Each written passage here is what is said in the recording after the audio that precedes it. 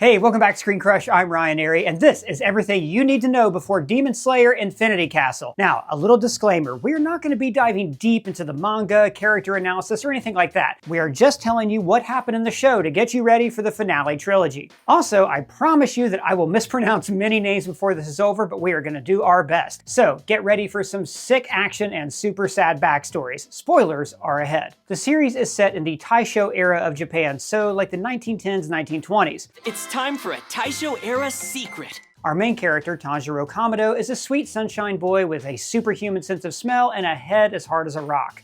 This kid's head is damn hard! The Kamado family are poor charcoal farmers with a deceased patriarch, but they are happy with what they have. Well, happy until a demon breaks into their home and Tanjiro finds his family mutilated. Tanjiro's little sister, Nezuko, is seemingly the only one alive, but slowly turns into a demon herself. Demon Slayer Giyu Tomioka arrives to kill Nezuko, but noticing that Nezuko retains her human emotions, Giyu muzzles her and sends them to his master, Urokudaki. Urokudaki starts Tanjiro's training to be a demon slayer in the water style. Now, we learn more about the lore of this world, specifically about demons in the Demon Slayer core. Demons in this world are sort of like vampires. They're immortal, they can manipulate their bodies, and they can only be killed by the sun or being beheaded by a sun-imbued sword. The more humans a demon devours, the stronger it gets. Demon Slayers, on the other hand, are mortal and fully human. Now, because of the discreteness of the Slayers, demons are a myth in some parts of Japan. Now, there are many styles of training in the Demon Slayer core, with each style posing as its own skill set. Insect breathing, Thunder breathing, flame breathing, water breathing. As Tanjiro trains, Nezuko goes into a coma and regains her strength without eating humans. He receives the final task from Urokudaki to qualify for the final selection. If you can cut this boulder in two, I'll allow you to enter the final selection. A test to prove they are capable of handling their own against these monsters. After countless tries of trying to slice the boulder, Tanjiro encounters two of Urokudaki's students, Sabito and Makamo. They teach him about the core breathing techniques. with total concentration breathing, your blood circulation accelerates because your heart rate is faster than normal. Oh wow, person, so does this mean if I breathe faster, I get to be a superhero? What? No, Doug. To everybody at home, do not take this show as medically accurate unless you want to break every single bone in your body. Anyways, after 6 more months of sparring, Tanjiro finally splits Sabito's mask. Now this reveals Sabito and Makamo are spirits of Urokudaki's dead students and Tanjiro's completion of the boulder test. Tanjiro arrives at the final selection and prepares to fight the captured demons. The wisteria surrounding the mountain keeps the demons from escaping as it's extremely harmful to them. He comes across the hand demon, the same demon that killed Makamo and Sabito. After swift decapitation, the demon is defeated. Now, what we see next really distinguishes this show from other action sword fighting anime. Throughout the series, we see almost every defeated demon have a backstory, a past that makes the demon come across as understandable to the audience. Now, these demons may come across as malicious, but more often than not, they are a victim of their circumstances. Almost all of their characteristics stem from the trauma they have suffered. Turned and tortured by the moonwalking demon lord, Muzan Kibutsuji, Tanjiro empathizes and blesses the demons before they are released. The next time this man is reborn, please don't let him turn into a demon again. Tanjiro passes final selection along with 4 other students. He is then presented his rank in Communication Crow. Now we learn more about the abilities of demons, specifically the Blood Demon Art. The Blood Demon Art is a special spell that some use to give them abilities. Tanjiro is presented with his new Nichirin sword by Haganesuka, his eccentric dedicated swordsmith. Nichirin swords change color depending on their wielder, and Tanjiro's has turned pitch black. Is it unlucky? No, it's just that it's a little unusual. Informed by his talking crow, he heads out to fight his first demon. He now brings Nezuko in a box that he carries on his back to protect her from the sun. After defeating the swamp demon with the help of the demon Nezuko, Tanjiro heads to the city and comes across the Demon King himself, Muzan Kibutsuji.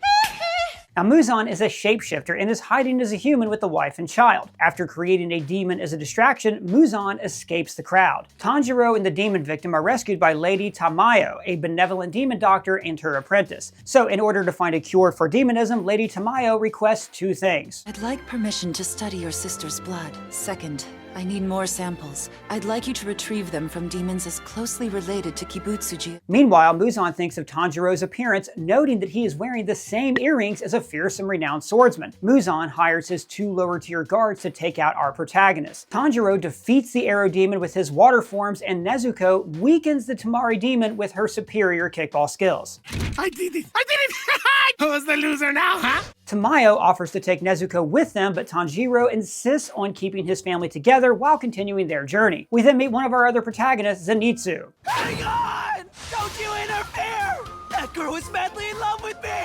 Oh, brother, this guy stinks! Yeah, he takes some getting used to. The crew come across an eerie mansion with a child held possibly hostage inside. Just like Tanjiro has super smell, Zenitsu has super hearing. The demon slayers find multiple monsters inside the mansion and are eventually separated. Now, Zenitsu is probably one of the most cowardly characters in anime, and that's saying a lot. Don't look at me like that!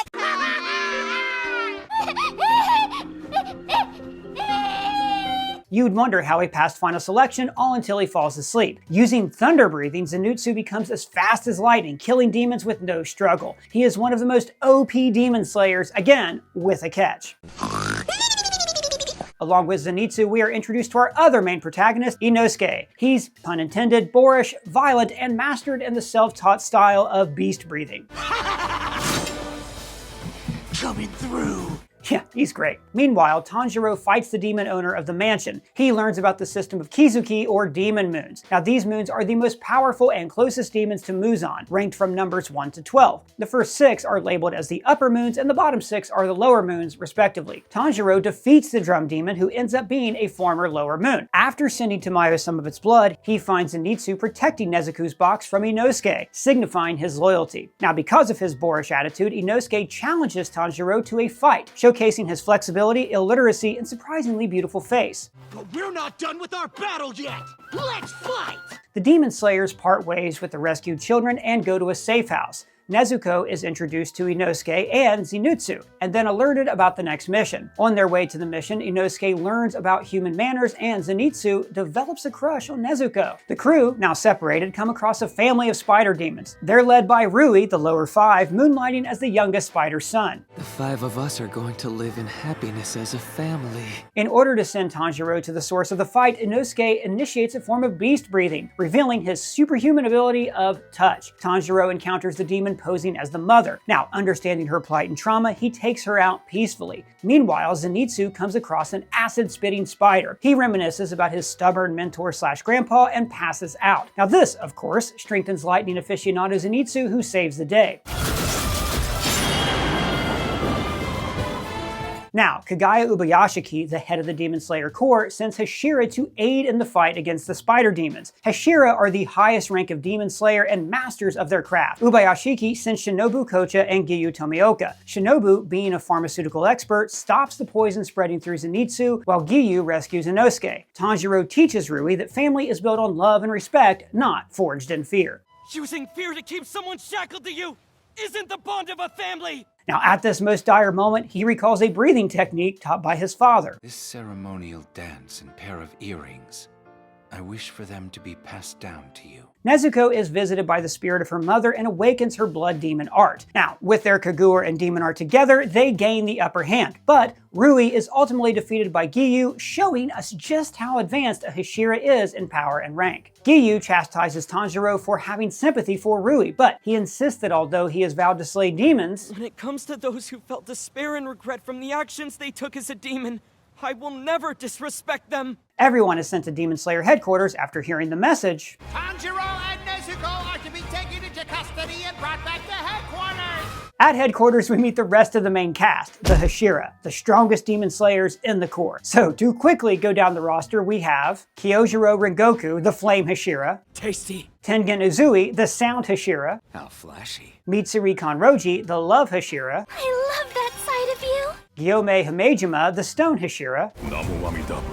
Muichiro Tokito, the Mist Hashira. I'll forget anyway, so I'm fine either way. Igaru Obanai, the Serpent Hashira. Leave my sight. Sanemi Shinazugawa, the Wind Hashira. Come on now, demon! Shinobu Kocho, the Insect Hashira. But creating a poison that's lethal to them That's quite impressive, don't you think? And of course, Giyu Tomioka, the water Hashira. Is that so? The Hashira debate whether to kill Nezuko and hold Tanjiro for trial. The sickly Master Ubayashiki sanctions the Kamado situation, but because of their hatred of demons, the Hashira refuse. Urukudaki vouches for the Kamado siblings. In the event that Nezuko does assault another human being, myself, Tanjiro Kamado and Giyu Tomioka will atone by committing seppuku. The Kamados are reunited with Zenitsu and Inosuke at the hospital wing, located in the Butterfly Mansion. During their rehabilitation, Shinobu confides in Tanjiro about her sister's dying wish. She had sympathy for demons. I couldn't bring myself to feel that way.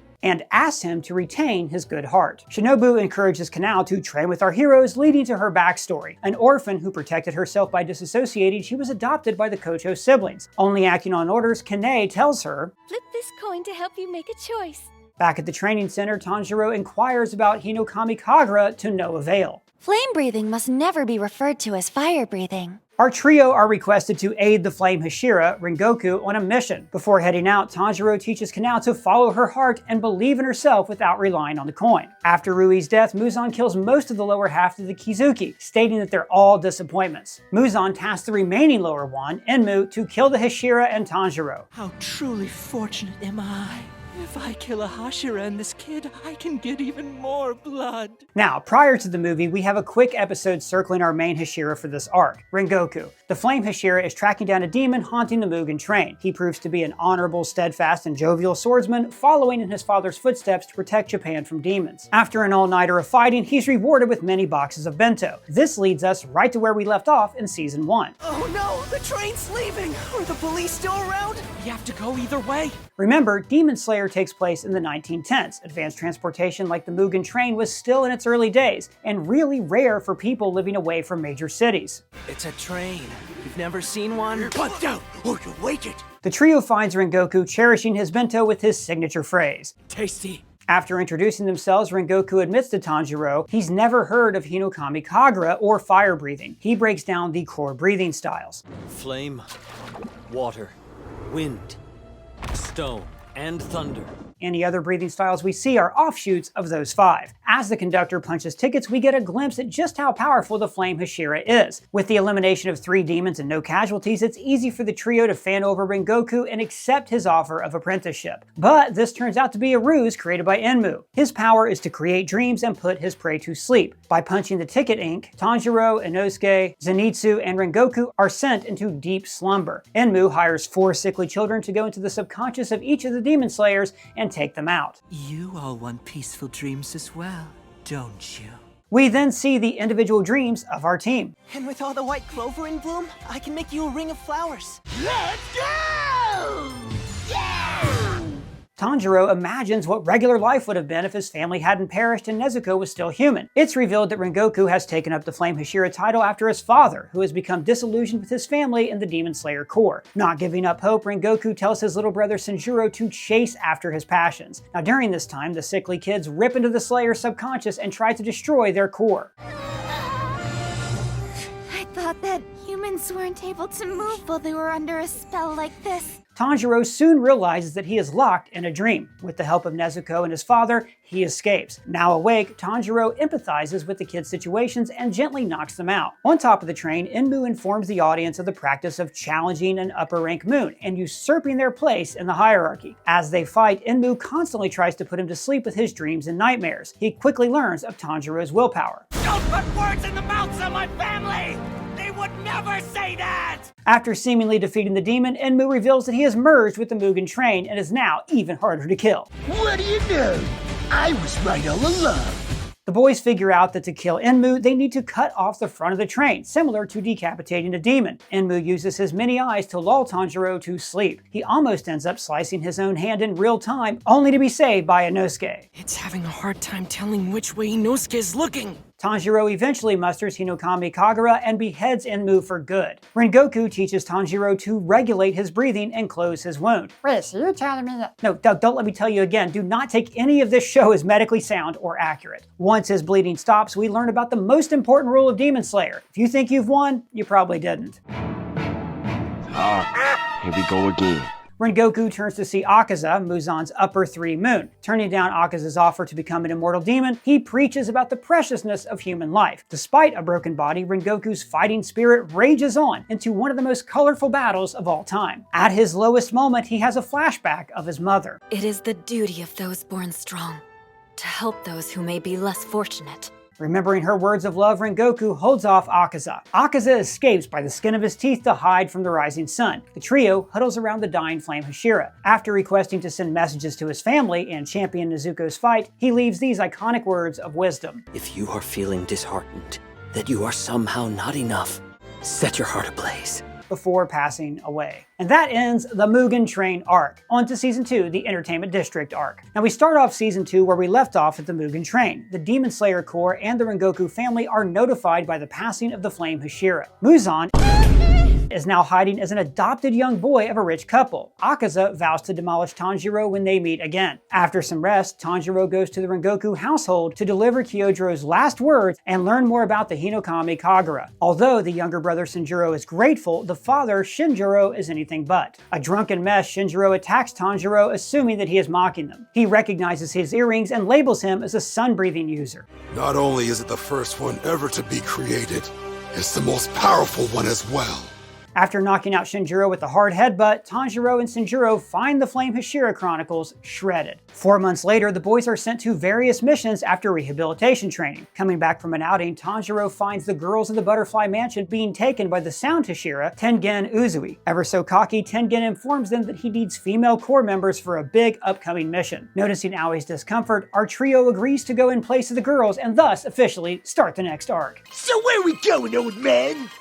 The flashiest spot in Japan that's teeming with lust and desire. Tengen escorts the trio to the Yoshiwara Entertainment District and debriefs them about his 3 ninja wives. What did he say? Yes, 3 wives. With each of them stationed at an entertainment house, Tengen can gather intel on what kind of demon lurks there. However, all their communication goes radio silent. In order to not stand out, Tengen disguises the trio as girls and has them infiltrate each of the houses. These 3 girls are certainly a homely bunch, aren't they? Tanjiro learns that the madam of another house fell out of the window to her death, and girls have been running away from the houses, not paying their debts. One of them being Suma, Tengen's wife. Turns out that women have been going missing for centuries because of a demon disguised as an oiran, a high-ranking courtesan. Inosuke senses Mazzio, Tengen's other wife, is in danger. Trying to catch the demon, Inosuke destroys the house and injures the customers. Meanwhile, Zenitsu encounters the demon of the arc, Daki. I've never heard one so ominously quiet before.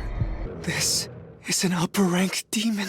After knocking him unconscious, Daki recognizes him as a demon slayer and captures him with her belt. At the rendezvous, Tengen tells the boys that he'll complete the mission alone. Tanjiro learns that they've jumped in core ranks thanks to some science magic shit in his hands. Tanjiro comes face to face with Daki. At the same time, Tengen sends off his 3rd wife, Hinatsuru, weak from self-administered poison. Now, here is where we meet the best characters in all of Demon Slayer. The zenith of all beings, the Muscle Mice. Did you say what now? The Muscle Mice.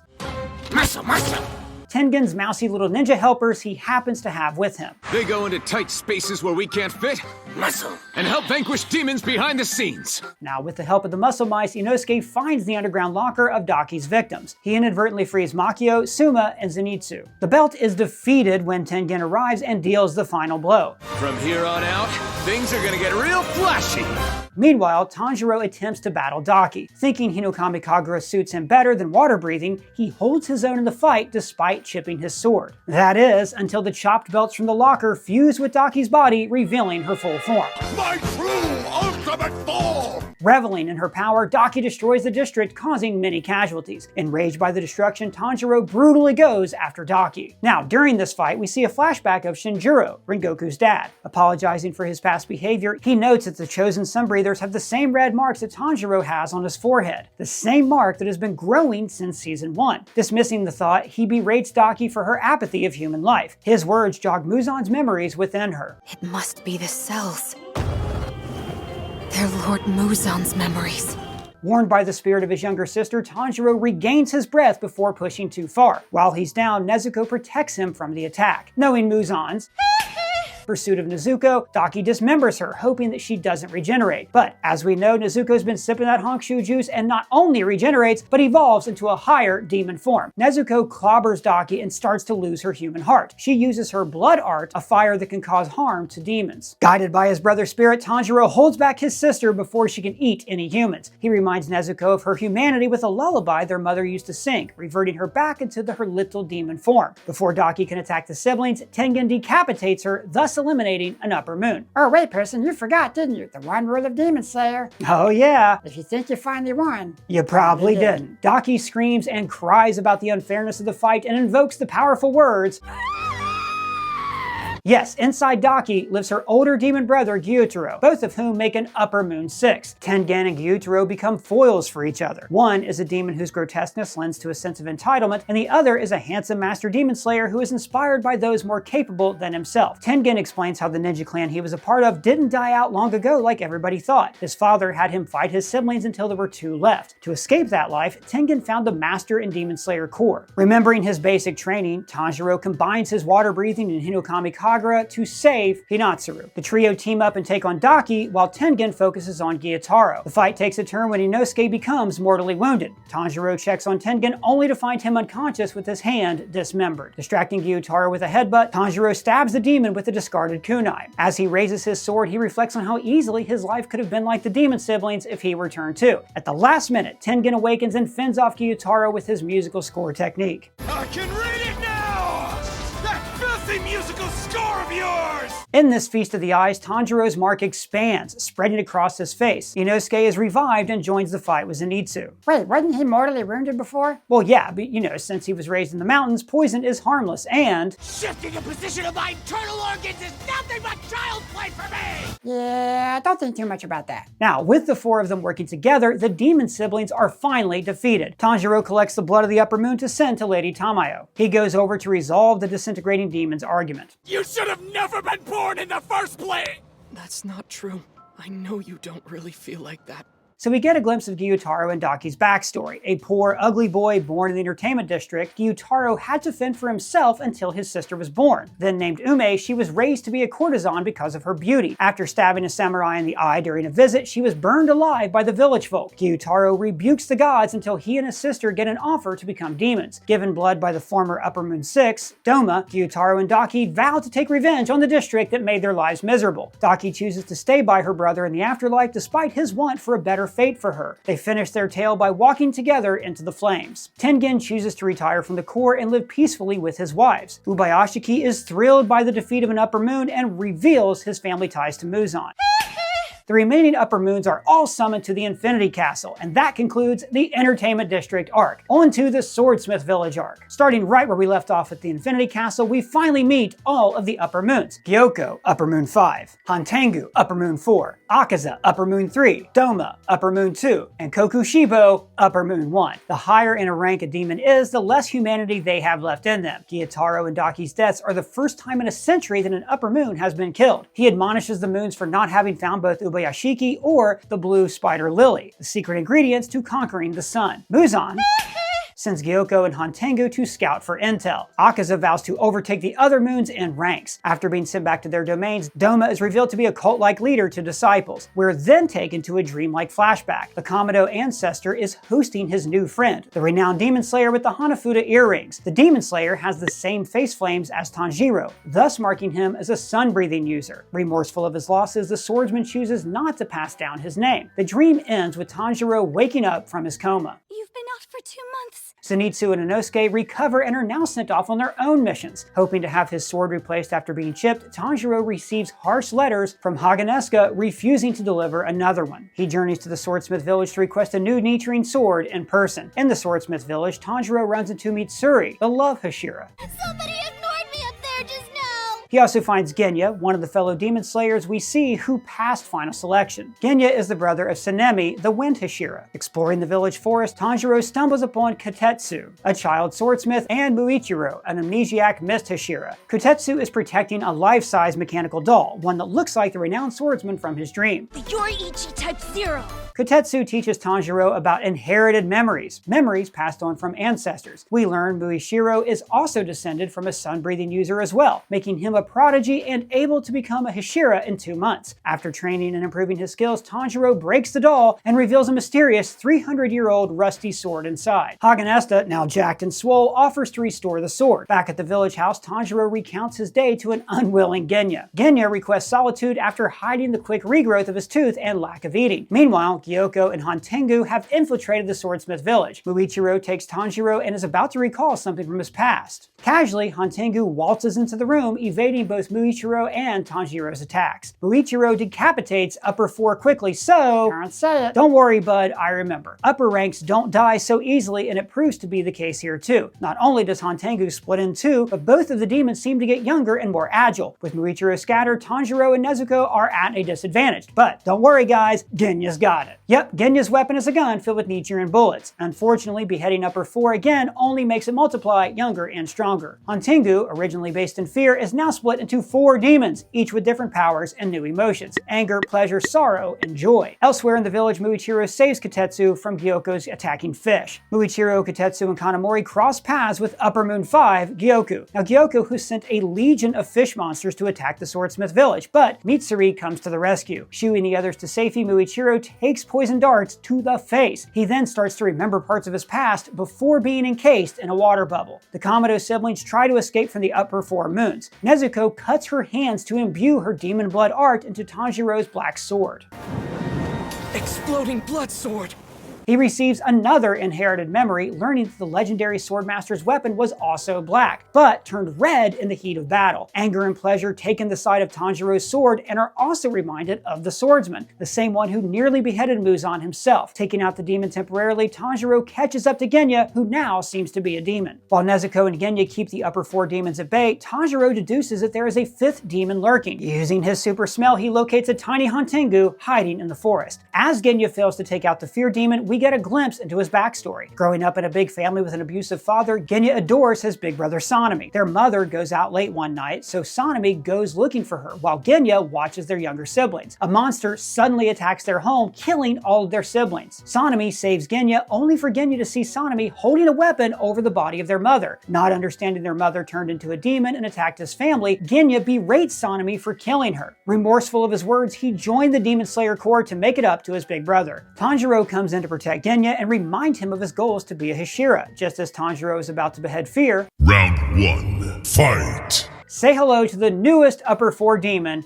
Hatred. Born from anger absorbing pleasure, joy, and sorrow, Hatred can summon stone dragons by hitting his drums. Meanwhile, Muichiro accepts his demise before seeing a vision of Tanjiro, who gives him words of wisdom. Muichiro, now with his memory intact, recounts his backstory. Orphaned by the death of their parents, twins Muichiro and Yuichiro take over their dad's job. Muichiro keeps an upbeat attitude while Yuichiro is much more pessimistic and angry. They are visited by Amane, the wife of Ubayashiki. After informing them of their sun-breathing heritage, Amane is sent away by Yuichiro, who admonishes his twin for his naivete. A demon enters their home one night and attacks Yuichiro. Muichiro goes into a rage and demolishes the demon until sunrise. Coming back to the house, Muichiro finds his twin on the brink of death, praying to any divine force to keep Muichiro safe. Emboldened by his twin's words in the present, Muichiro escapes the water bubble and develops his own Demon Slayer mark, like Tanjiro. Muichiro now understands his purpose and defeats Upper Moon 5 with a mix of sword skill and trash talk. What made you think that you were the only one not taking this fight seriously? In the meantime, the Stone Dragons take over Tanjiro, Genya, and Nezuko. All seems lost until Mitsuri comes and slices them into bits. We later see Mitsuri in her past. Due to her peculiar hair color, great strength, and abundant eating capacity, she experiences trouble finding a husband. She initially tries to adopt a different persona, but ultimately decides to be true to herself. Remembering the Master's encouraging words and Obanai's gifts, she's able to fend off hatred while the kids go after Fear. Genya starts eating away at the dragons to slow them down. Eating demons allows him to obtain demonic traits temporarily, revealing his superhuman ability of taste. Tanjiro runs to keep up and remembers Zenitsu's words. When it comes to thunder breathing, You have to focus on your legs more than anything else. Putting his advice to use, Tanjiro utilizes thunder breathing and catches up to Fear. Once again, not giving our heroes a stinking sliver of good luck, Fear grows and evolves into the larger Resentment. Tanjiro slices off Resentment's head. However, the sun begins to rise and Nezuko is about to burn. He tries to help Nezuko get the shade, but instead, she warns him that, surprise, surprise, the demon isn't dead. Nezuko pushes her brother to kill the Upper Moon and sacrifices herself. Not taking her sacrifice for granted, Tanjiro slices through the heart of Resentment and eliminates Fear. A miracle occurs as Nezuko walks toward her brother unharmed by the sunlight and speaks for the first time in 3 years. Good morning.